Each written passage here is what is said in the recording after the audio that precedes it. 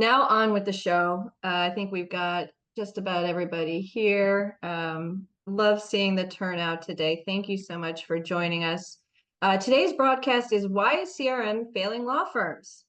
We're going to be exploring the 2024 CRM Success Survey report with the wonderful and amazing Chris Fritsch, founder, president, and just all around extraordinaire of CRM at Clients First Consulting.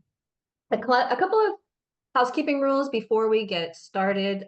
We do have a lot of people on the webinar today, so we want you to please type in your questions in the chat, but because there are a lot of people here, we'll probably keep everybody on mute during the broadcast.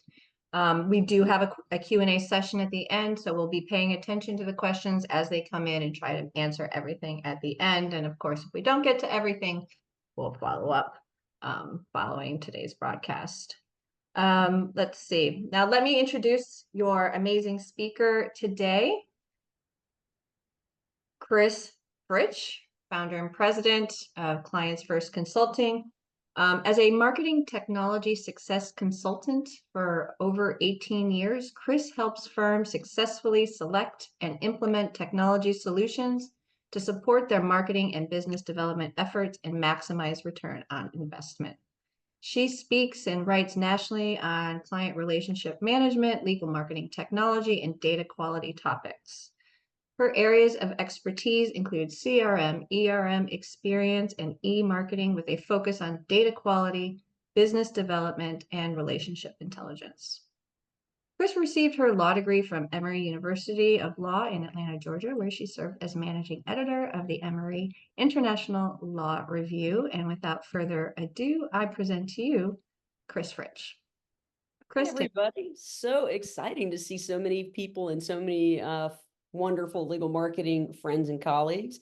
Thank you so much for joining us today. I think we had over 140 people on the webinar. So apparently this is a topic definitely of interest. We're going to keep the agenda very simple. We're going to talk about the survey, the results of the survey, and some of the implications of what the data means.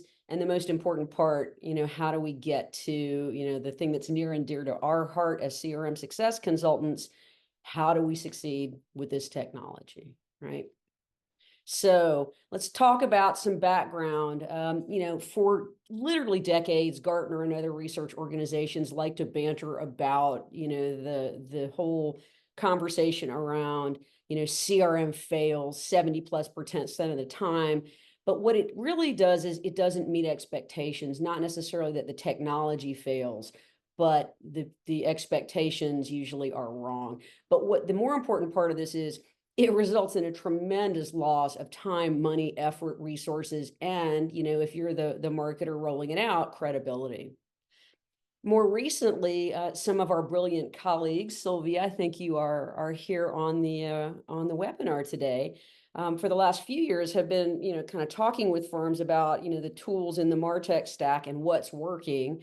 And basically, they've rated it as failing to meet expectations is sort of the benchmark. It's actually becoming less and less effective, and now is, not effective at all compared to some of the other tools. So essentially, it's what we used to call shelfware. What do we do about that? As CRM success consultants for the industry, we wanted to know why. And so our really sharp marketing team said, we should go out and gather this information. So, hey, we did a survey. We've had some data on this in the industry before, but we wanted to do our own survey because our goal is to help clients succeed, and we needed to really understand what the challenges were. So we had over 100, once we adjusted for firm size, we were just under 100. Of those surveyed, most of them had a CRM, 85%. You'd probably be surprised to know that some of the AmLaw, 25, there are a couple that don't have CRM. Almost all do. But as you go down the spectrum, firms are less likely to have it. If they didn't have it, how were they managing things? We did a separate track of questions on that. But they're basically using Outlook, Excel, Word, or e-marketing system, but not particularly happy with how that's been going, but they're just trying to get by. All right, so survey says, what did firms say about CRM in our industry? Well, why are firms even interested in CRM? Well, as probably won't surprise anybody, it usually starts with list and event management, communications, invitations, etc., because that's what we're really focused on in legal. That's a big piece. It's a complex piece. It sounds like it would be easy, but it really isn't. And so most firms start there. And I will say, I've been telling firms for years, if you do nothing else, the system pays for itself. As a non-recovering attorney, but someone who still bills time, I can tell you, if you can't share information about your experience and expertise, if lawyers can't share information about changes in the law and regulations, it makes it much more challenging for them to develop business. So you've got to have a centralized contact management area to keep things clean, correct, complete, and updated. You've got to be able to manage events. And then the next thing is usually who knows who. The bigger the firm, the more you need to know who's got those key relationships for business development. What I'm pleased to see is more than ever, we're tracking activities. That is sort of a bifurcated point, because a lot of firms are tracking activities related to marketing. So who did we invite? Who RSVP'd? Who is on our lists?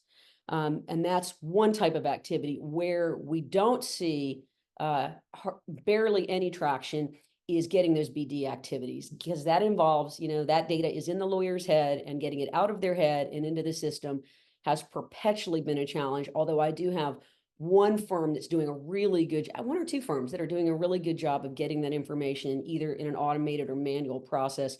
Happy to share that information if anybody needs that later on.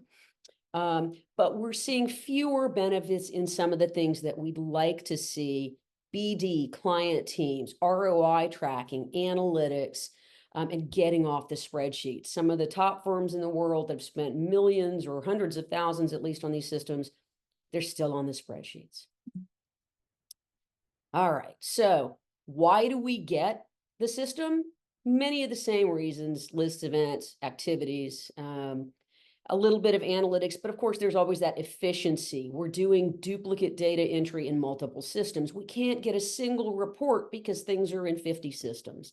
We're also seeing a lot of firms are now more focused on alumni programs and using CRMs for that too. There's some firms are really sophisticated that have found real value, some of the largest firms in these types of programs. So if firms are not investing in these systems, why not? So we did have a separate track in the survey to, if you don't have a system, what's keeping you and what's holding you back? Oftentimes it's cost. That's the most prominent. Almost 62% of people say the systems are too expensive. The smaller the firm, the more the relative cost, not because the software is more expensive, but because for a basic implementation and professional services to configure a legal specific system, the cost is greater. It's almost, sort of a fixed fee depending on whether you need integrations or not. And if you're under 100 attorneys, a fee that could be $50,000 plus is, is more expensive to a firm like that than a firm that has 5,000 lawyers. Of course, lack of attorney buy-in and leadership support, always at the top of the list. We think we'd have to hire staff, can't get the FTEs for this. But a big one is we don't know where to start. We've never done this before. We don't know the market. We don't know the systems. And that's a really common problem. I mean, that's pretty much how I spend most of my day, is helping firms navigate these challenges.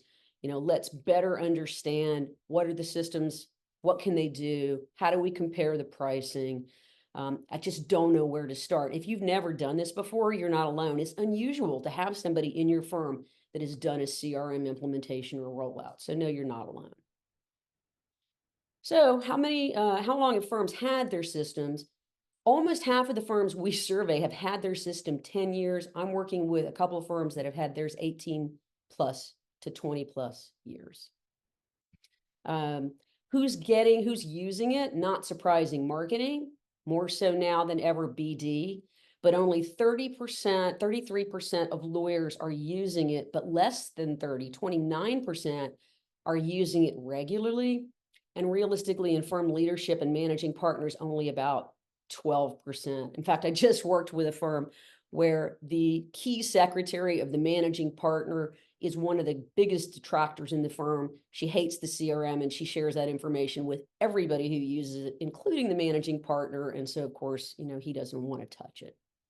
And so, the assistants and secretaries, getting them on board can be a big part of this. So we know who's using it, who's getting the value.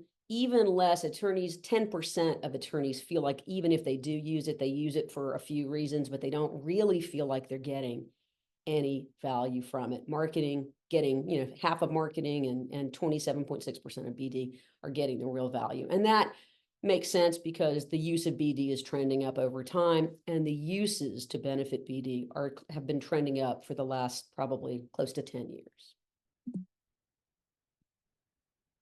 Only 3% of firm leaders feel like they get actual value from the CRM. And I think that's been a problem for about 20 years now. So if the lawyers are not using it, less than 30%, why are they not using it? It takes too much time. It's too difficult, but the big reason is bad data. I have, for my CRM assessments in the last month, I'm working with 2 really large firms. I've interviewed over 50 top partners in offices around the world, and every single interview, bad data was the reason, one of the key reasons they don't. I log in just to get an address and it's wrong. The title has changed. They're not at that company anymore.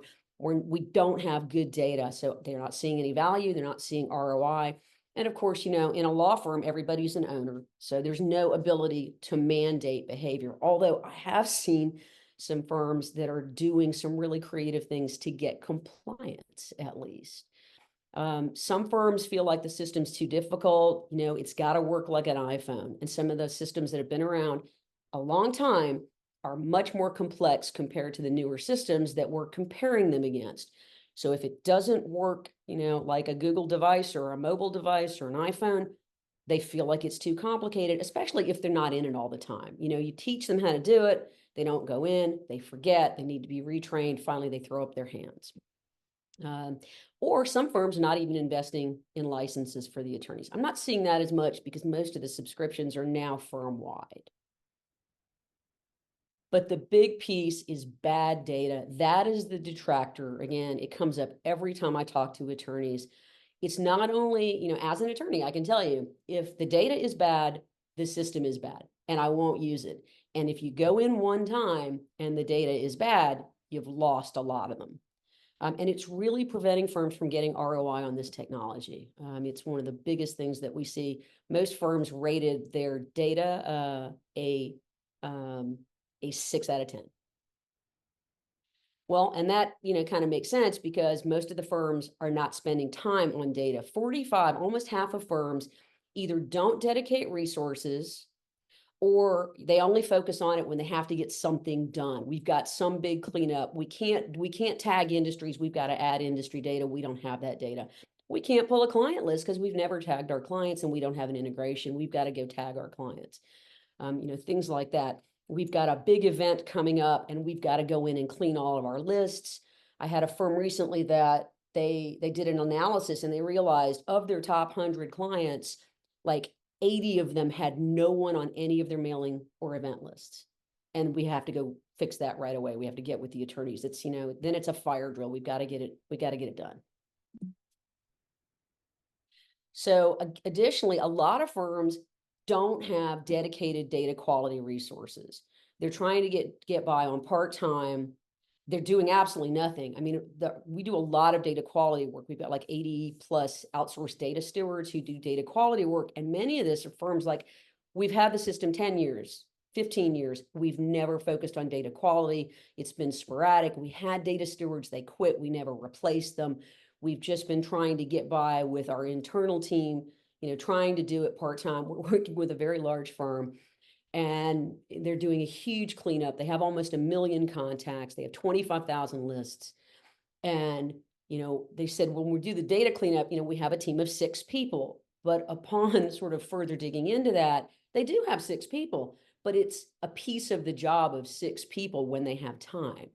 And for a firm, that's really large, you probably need, if you have 1,000 lawyers, 2,000 lawyers, you probably need 4+ full-time dedicated resources, internal or outsourced.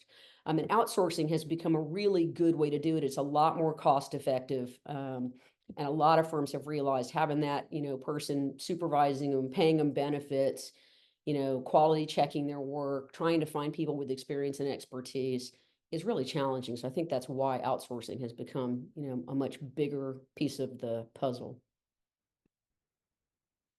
So the big piece of this, how would you rate your success?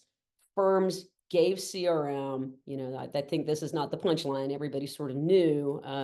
Firms are giving CRM a failing grade. If we're in school, it's an E or an F, depending on where you went to school. And that's really not surprising, based on the research, kind of where we got started with all this. But why? Why are firms so frustrated with these systems? So integration issues have become a really big piece more recently. Before, of course, it's, bad data was always the number one frustration. But I think now firms are really getting focused on trying to get systems to talk. The bigger the firm gets, the harder it is to coordinate, the harder it is to get the contacts, the harder it is to generate a report. We've got firms that, again, have invested a lot of money in these systems, but they haven't done a time and billing integration. Hopefully, they've done an e-marketing integration. That's the most important integration, because without it, you're maintaining, your events and your e-marketing is being maintained in a separate CRM system, essentially. You can't comply with global privacy regulations to honor opt-outs, to collect opt-ins electronically for GDPR. So these integrations are becoming, really important. If you're a big firm, you want an HR or an Active Directory integration to create and remove users, because I have some firms that have almost 1,000 attorneys and they're doing it manually. It's incredibly time consuming and hard to keep up with. A lot of frustration now is I'm using, 20-year-old technology. It's dated. I need something newer. I need to get to the cloud.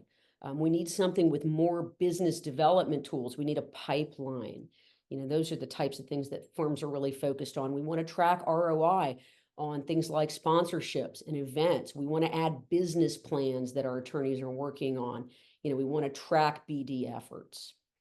Another frustration we hear a lot of is frustration with, the service and support that we're getting from our CRM provider. And of course, you've got expense and, the firm saying the systems are just too hard to use. That's a lot of the attorneys saying that. Well, so that shouldn't be surprising, considering what we're hearing. A lot of firms are considering switching, moving to a new system. More than 60% of the firms we talk to are either open to looking at a new system or they're actively in the process. And this did not surprise us at all. Right now, I did these assessments. I'm doing 15 of them right now. I've never had at one time more than probably 4 or 5.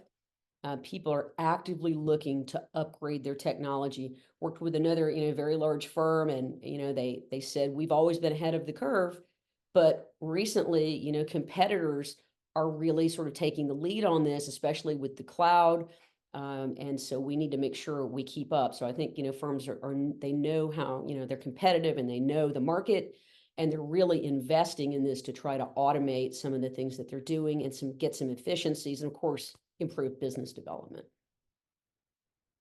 So those are some of the key pieces, but I think it's important to address the elephant in the CRM room, which is adoption. So, I've been doing this almost 20 years. And for 20 years, we've been collectively what I call beating our heads against a CRM wall, chasing attorney adoption. And we've defined adoption as the attorneys are actually going to go in and use the system. All right, I just did 50+ partner interviews. And of those 50, these are top firm leaders, business developers, people you want to be your champions. Of those, fewer than 2 actively use the system. I was really excited. I interviewed somebody yesterday and he says, I use the system all the time. I make sure all of my activities are in there. If I have a meeting or a lunch, it goes in there. If I have an expense, it goes in there. All my new contacts go in there. again, upon further discussions, his assistant does all that. And you know what? That's okay, because I'm not convinced that we now have people in our industry billing way more than $1,000 or even $2,000 an hour now. And I'm not sure that data entry is the highest and best use of their time. So maybe having assistance and automation, what I call let lawyers be lawyers, is the way we're heading. In every other industry, we can do things like, mandating behavior and things like that. But in law firms, we just can't do that. And so we have to rely on compliance, and compliance, they have to go into the system to get something they need, or because they feel like they're getting value. They want to be involved less than ever. Back in the day, we could figure out how to get everybody in the firm trained, and that was how we defined value.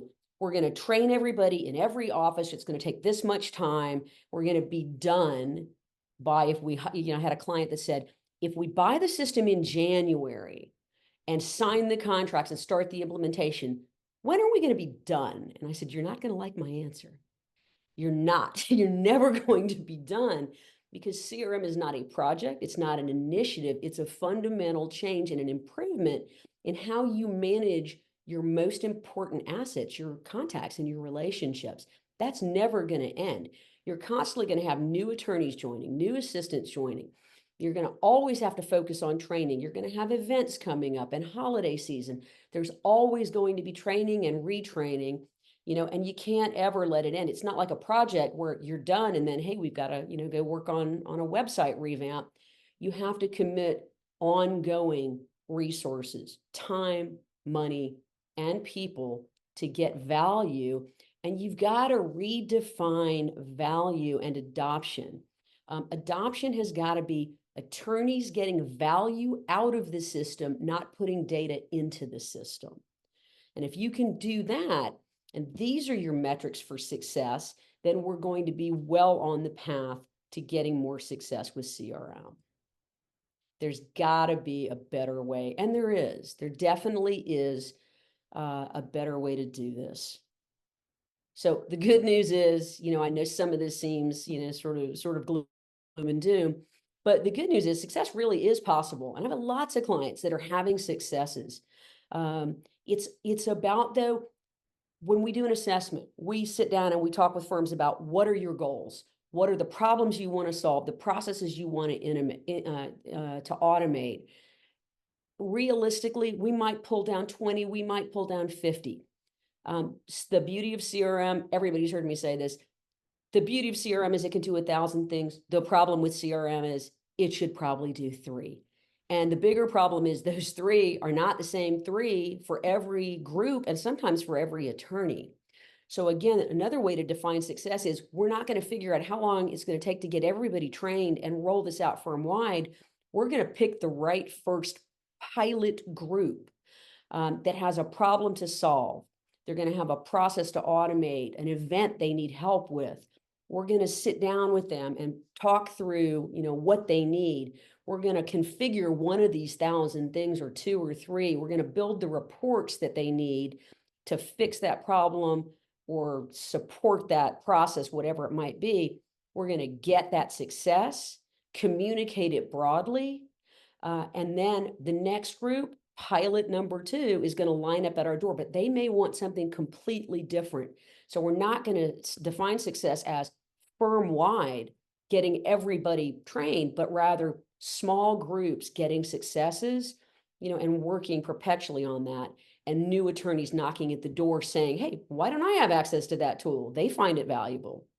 And this is not the model we're used to, but it is a good way. If these are your metrics, you're much more likely to get success. It really can help improve communications and events, increase efficiency, expand and identify relationships, especially if you tie in the ERM system, improve client service, client satisfaction, and really enhance revenue and business development. Everybody knows that these tools can do that. That's why so many people are investing. But because we're going in with the wrong mindset, I think that's why we're seeing so much frustration.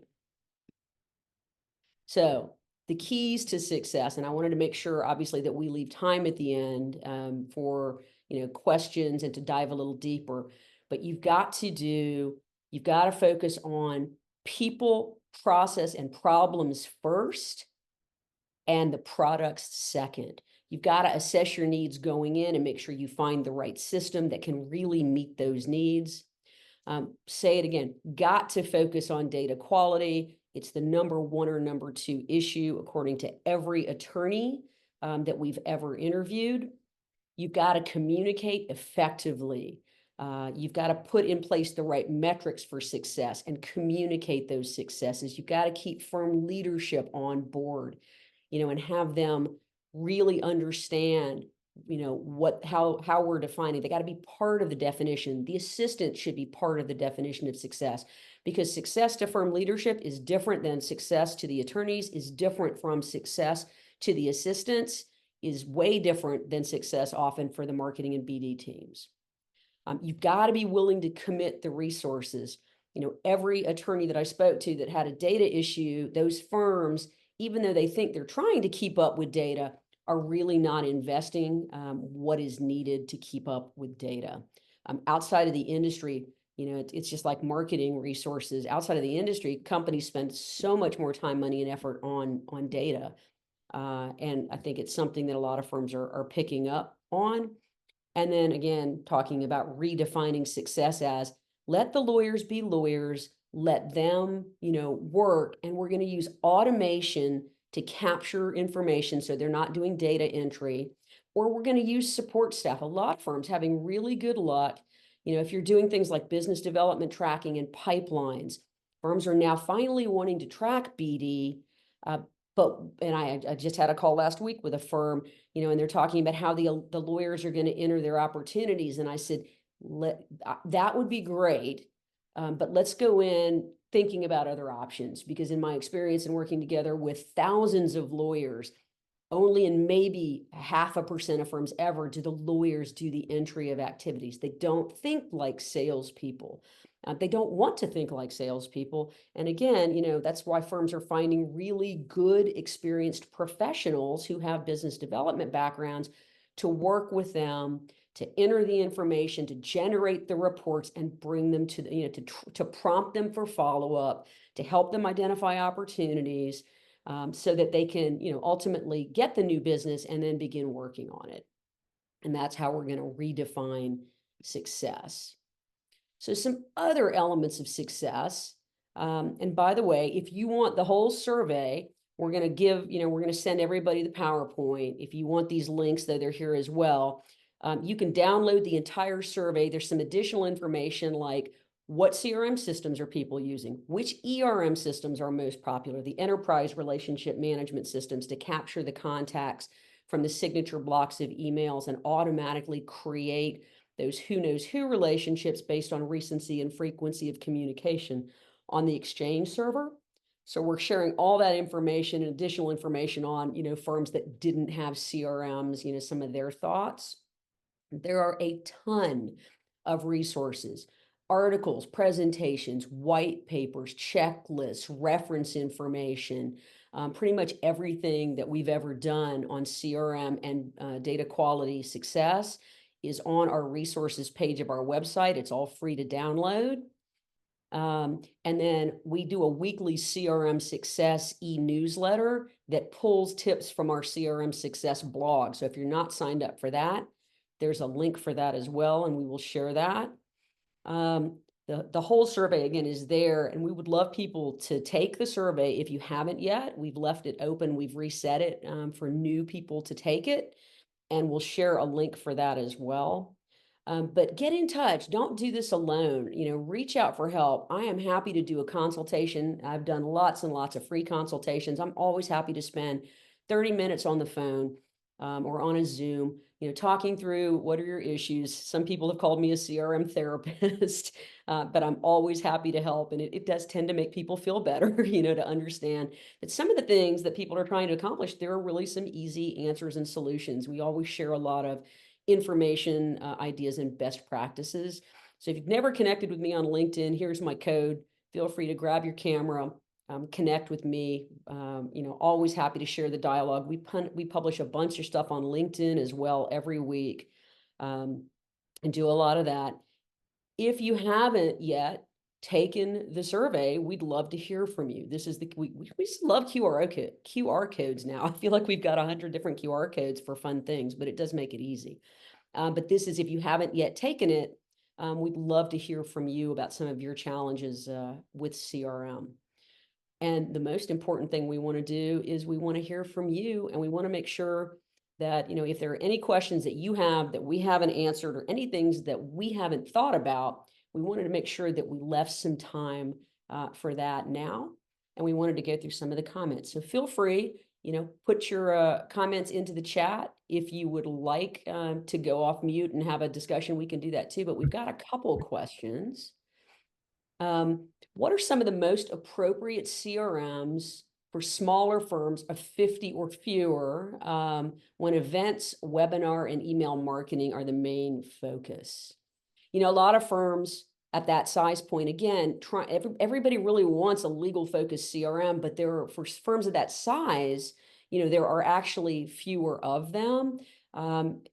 It's not so much that the software doesn't scale, but the services can be pretty significant for some of the legal focused CRMs. They've taken a lot of time and effort to develop. There's a lot to set up. They do a lot. And so, there is a lot there. And it takes time to set them up. These projects don't take a week. Some of them take a month. Some of them take 3 months. Big projects I've seen go for huge firms 2 to 3 years, and they're still in progress. So you've got to have expectations about the timeline. For some firms, we've actually helped firms. And again, if you do want some additional ideas, feel free to reach out anytime. I'll take a call and we can talk through options. Some firms have gone sort of the non-legal specific route with a HubSpot type of tool. We've got some good resources for that. We're happy to share. And some firms, as noted on one of the first slides, are sort of surviving with like a MailChimp constant contact type e-marketing solution and spreadsheets. It's certainly not an ideal solution, but, some firms are having to make do with that. All right. How are two firms automating or manually adding client development activities successfully? I love this. All right. Outside of law firms, people enter activities. Everybody wants them. It's one of the most valuable things in the system. We want to know who's doing what with whom. An individual attorney wants to know.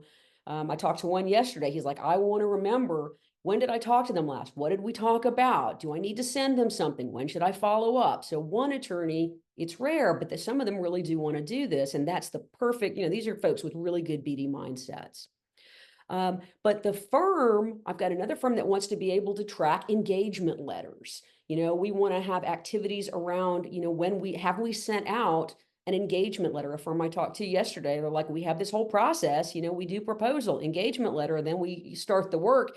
And because we didn't automate this, we realized we got to the end of the process and we hadn't sent the client an engagement letter yet. So that's about efficiency and being able to do that. But the question becomes, if we want activities and we know they're important, how do we get them? Because they're like the one thing that they're in the attorney's head. The attorney has got to either enter the data or somehow take the time to send it to or to tell the assistant to enter it. And this attorney, that I talked to yesterday, it was great. He said, every time I have a meeting, my assistant now knows me. And she comes back and says, I got this expense report, or I know you went to this meeting. Which of these things do you want me to enter as activities? And he said, I enter my lunches, I enter my meetings, I enter my pitches. If I quote rates, that goes in there. So one way is to get the assistants manually to help individuals, but that doesn't solve the problem. What about the rest of the individual attorneys who aren't focused on it? One incredibly smart firm, they knew how important this was. And at the highest level, firm leadership said, we are doing this. If you want reimbursement, all activities that require an expense request have to be entered, but they took it a step farther. Their internal development team created an activity report that is circulated to the entire firm, and this is a large firm, every day. And they can read exactly what's going on with everybody in the firm. And it is part of their culture. And it absolutely gets done by everybody. But it took leadership commitment, technology development. Everyone had to get trained. I think they even are now doing it mobile. And it works. It's great. The attorneys don't think that this is a big deal, but it really is. And when I meet with them, I'm like, this was a coordinated effort that your firm did, and it's really put you, kind of far ahead of a lot of firms. Another firm does it much more manually when they are creating, again, related to expenses, when they're creating an activity and doing an expense report. There has to be an activity created in the CRM system, and they screenshot or PDF it in some way, and it has to be attached and submitted with the expense report. And the expense reports go to marketing, and marketing reads. They said that we've gleaned all kinds of great information. It's manual. We're not, it's not being tracked in detail, but it allows the marketing team to make sort of those mental connections that can be really helpful, because they're now seeing who's doing what with whom. It's more manual, but it's also working, it's better than what a lot of firms are doing now. So those are just some creative solutions. Another firm, they track BD time. Not every firm does that, but I've had firms where they enter BD time, and their technology team created a way to match up the BD time entries, send them to the attorneys so that they can every week go in and make sure that they're complete, and they're added, the information is added about who was the client and who was in the room, or, who was invited, and a little bit of a brief, sort of an overview of what was said or what happened that was important. And again, they create a report and they circulate it to the entire firm, and it is part of the firm's culture and DNA, and they read those reports. I've had firms where, just doing a little piece of this, the marketing team does a successes or, top leaders and shakers e-newsletter that goes out to everybody, and they list, who's got pitches out, who's doing BD. And, attorneys come saying, hey, why wasn't I in there? Well, you didn't tell us. You got to tell us if you want the information to be in there. And so it stimulates a little internal competition. I've also seen some gamification software that's been developed. Getting them to compete is always fun. You can get them to compete on a lot of different things. I had firms that did some really clever things to drive data cleanup, to get the assistants, to enter contacts.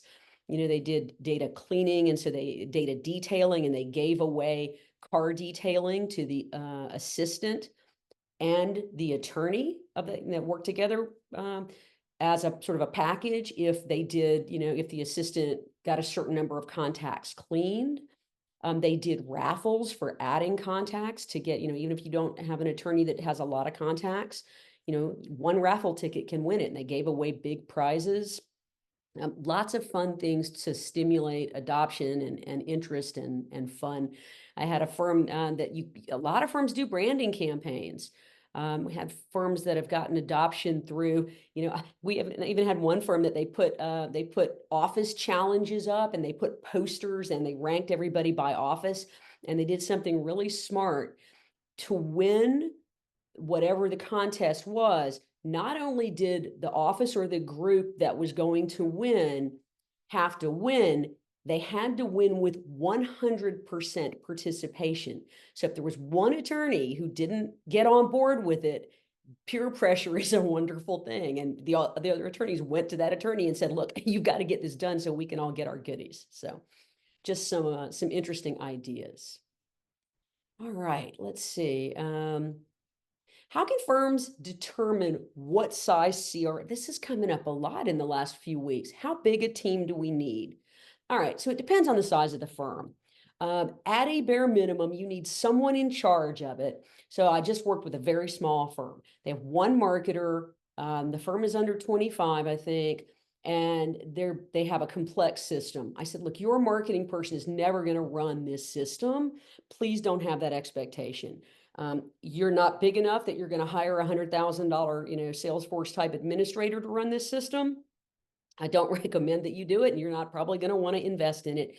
So you're going to need to find an outside contractor, professional services expert that knows your system, that can become really, that they know the CRM, and they will get intimately acquainted with your firm and your business and your processes. They're going to help you reconfigure it to meet your needs, and they're going to be your ongoing partner when you need configuration, when you need reports done. So you're not going to do it internally, you're going to outsource it. Same thing with data stewarding. If you're a smaller firm, if you're a larger firm, we've done data projects where we had 20 data stewards on a rollout project because the firm is not going to hire 20 people, and then maybe only 3 or 4 of them stay on ongoing. We've got firms where we do 5 hours a week because that's an internal process where not only is it challenging and it requires a level of detail, it requires a level of research, it requires somebody to be able to quality check and supervise the person. It's also a mind-numbing job that is very detail-oriented. And folks on the marketing team who are big picture, intuitive folks are not going to love that job. So having external dedicated resources is great. We outsource CRM management and e-marketing for firms that somebody goes out on maternity, or they only need 5 hours, 10 hours a week. They don't need a 40-hour person. But if you're 250 attorneys, if you're 500, if you're 5,000, you need probably a CRM manager to run the system. You're going to need, obviously data quality for everybody. And then, you're going to need people to run, the event side of it. People might have a secondary person. I had someone ask me yesterday or day before, do I need a data analytics person to go in looking for opportunities in the CRM? And I said, I've never heard of a firm, devoting an FTE to that. But a key BD person who's really good at opportunity and target spotting, and who's using the CRM as part of that journey, they're not just in the CRM, they're on LinkedIn, they're reading everything that's going on in developments, in the news and in legal publications and in industry publications. And then they're taking that knowledge and they're going into CRM, and it's one of their tools because you've got a lot of industry data in there if you have it.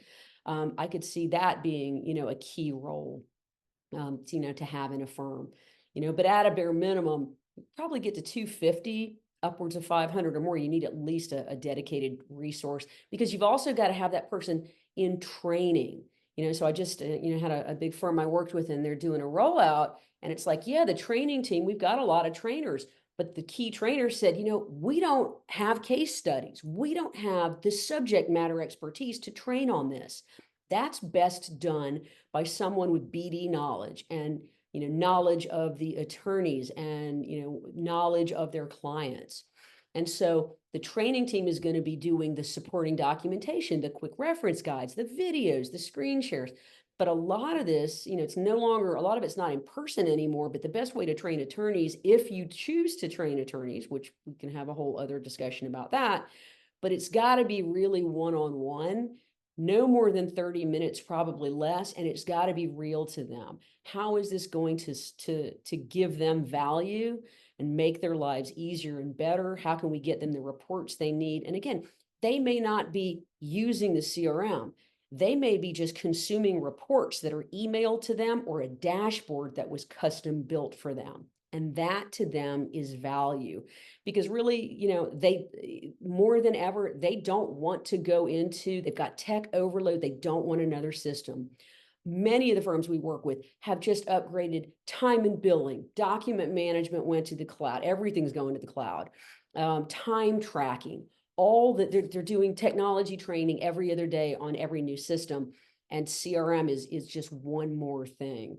So if you can find a way to get them value without actually having to get them in the system, again, that's how we redefine success. All right. I will see if we've got any other really great questions in here. I think those are some tremendous questions. Thank you for sharing those. Let's see. All right. Does anyone have lawyers suggesting elimination of CRM for email marketing and relying on social media? They think social is more current. Yeah, not at all. If you go out and read the surveys, email marketing, while there's more of it than ever, there's a reason. It's a crazy number, like 300 billion emails sent a day, I think it is, if you go out and read it. We've got a whole resources presentation on it. Email is still more compelling and more valuable than ever. Managing the list is painful. I will give you that. They don't like managing the list.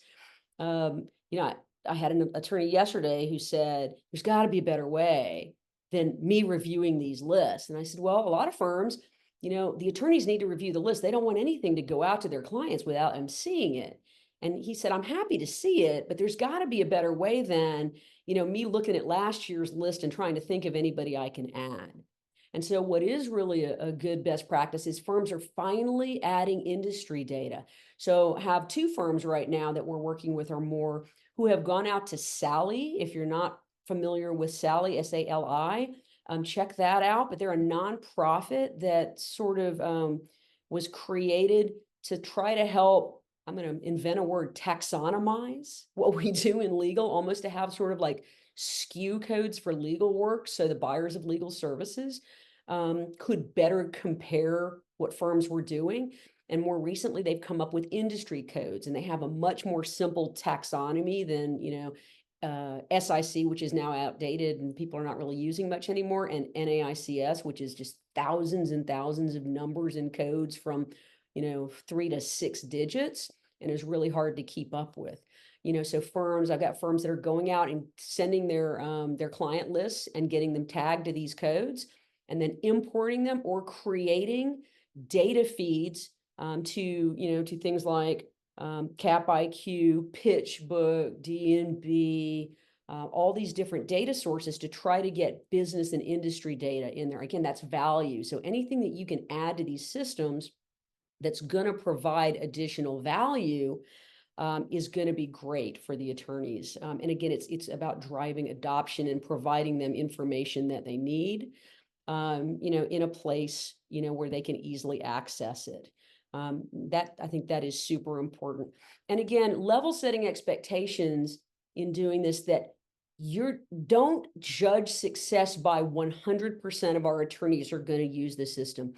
There are firms, if you get to 50%, maybe even 20%, and they're getting value and they're happy and they're using it in some way, shape, or form, and they're happy with it, that's a tremendous success.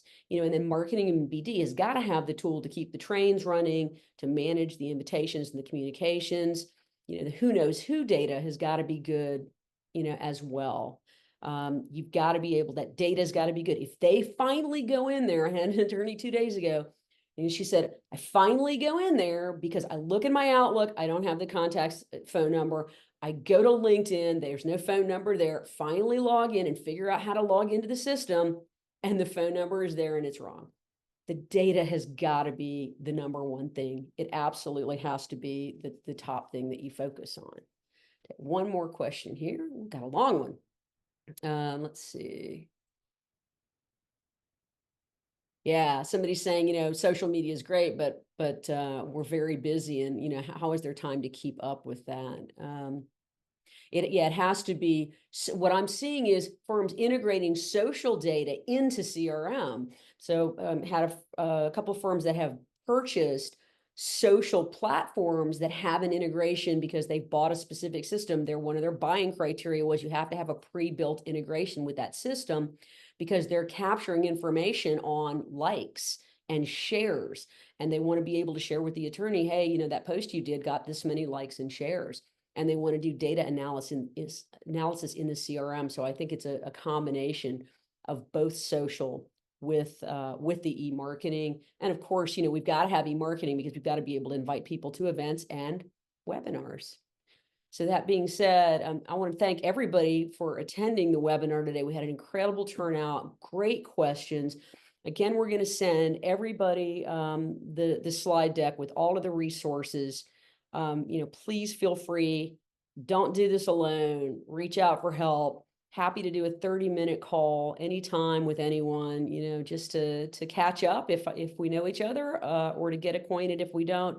and always to share, answer any questions you might have and share information, ideas, and best practices for success, because that's what we really care about, is helping our clients succeed with CRM. I'll stay on a few more minutes if people have some more questions, but other than that, I want to always let people have a couple minutes of their day back before their next meetings. Thanks, everybody. Appreciate you.